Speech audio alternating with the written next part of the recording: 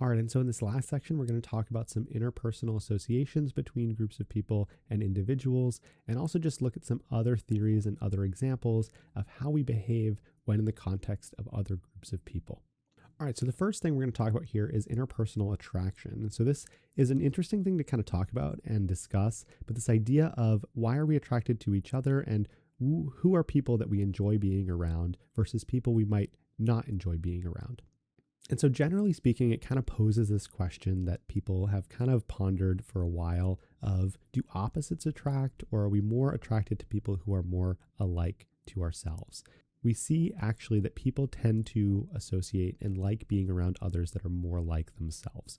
And so while opposites might attract sort of in a short-term context, it might be exciting. People might have sort of something that you don't have, and that makes it interesting and exciting to you in the moment.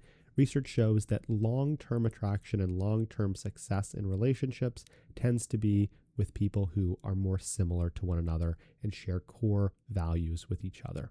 We can also look at this idea of the mere exposure effect, which also shows that people tend to like things in others simply by being exposed to them more often. So the more we see something, the more we're simply going to like it because we've seen it more frequently. And of course, we like people who like us. So if other people enjoy being around us or like us for some reason or another, we're also going to in turn be more likely to like them as well. What about on the other hand? What about aggression? So why does aggression take place, and what are some different theories of why we might be aggressive towards other people? Well, first we can kind of talk about aggression in the sense that sometimes it can be good, or at least historically it has been needed and good in different contexts. So aggression from an evolutionary standpoint may have been necessary for the survival of the group or the society or the species because they had to sort of fend off predators or threats, and aggression was positive to sort of maintain the safety of a group. And so that might be viewed as some positive aggression or some defensive aggression. On the other hand, we have hostile aggression, which is really aggression just for the sake of aggression. So there's really no benefit to this. It really just is a negative piece of aggression where our only goal or someone's goal is to inflict harm on someone else. And so some theories of aggression, again, we talked about sort of the evolutionary side of things. We also have sort of the biological side of things where aggression may come from things like genetics, hormones, testosterone being linked to aggression as well. And all of these things kind of have been shown in research to be associated with aggression.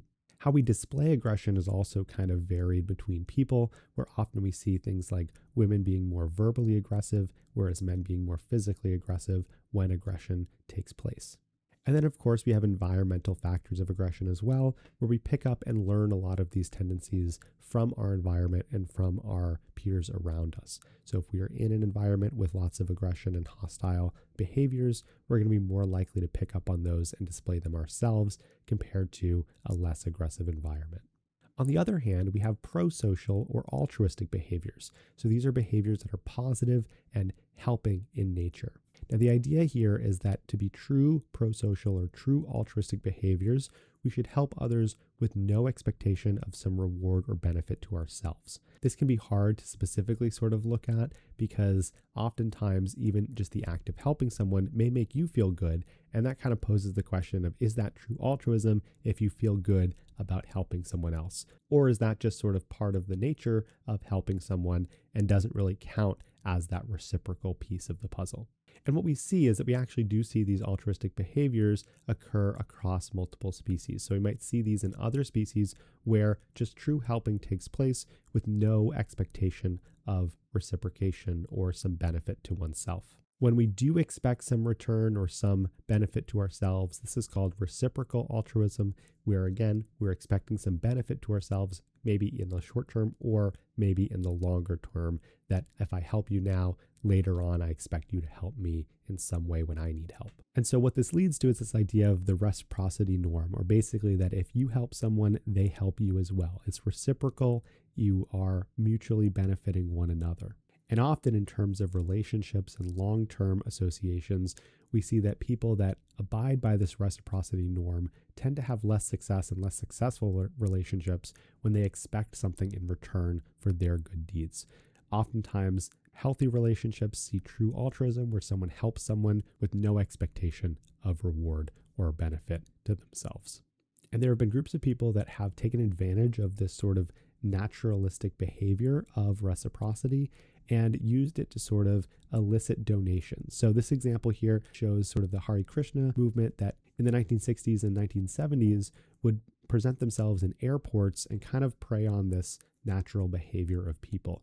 And what they would do is they would have someone who was handing out flowers, handing out these flowers to people at an airport, and not asking for anything in return, but just handing out flowers. And people would oftentimes take the flowers because they just sort of felt awkward about being given one and didn't really want to say no. And so they would take the flower, and then a few feet later or a little while down their path, someone else would then be asking for a donation. And so it played on this reciprocity norm whereby getting something, they would be more likely or feel more psychologically inclined to then give something in return. And so even though these weren't the same people that gave them the flowers, they felt some internal desire to donate because they had just been given something themselves. And so they'd be more likely to donate to this person asking. And of course, they're in an airport, and so often they wouldn't even have anything to do with the flowers and may throw them away in the long run. And what's really interesting is that then these people would take those flowers out of the trash and reuse them and kind of keep going about this pattern to elicit donations from people. And the last thing we'll talk about here is this idea of compliance, or these three different ways of how we might comply with someone. These are often used in sales tactics, and you'll see as we talk about each three, how they can kind of be used to elicit or get someone to sort of buy into something.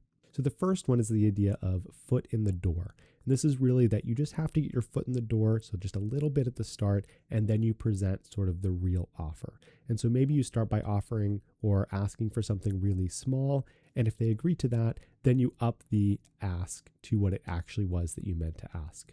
And so maybe in this example, right, a friend asks for a ride home once, and then you do that. And so then they start asking for a ride home every day. So they got their foot in the door, you agreed to it, and now they ask for more and more.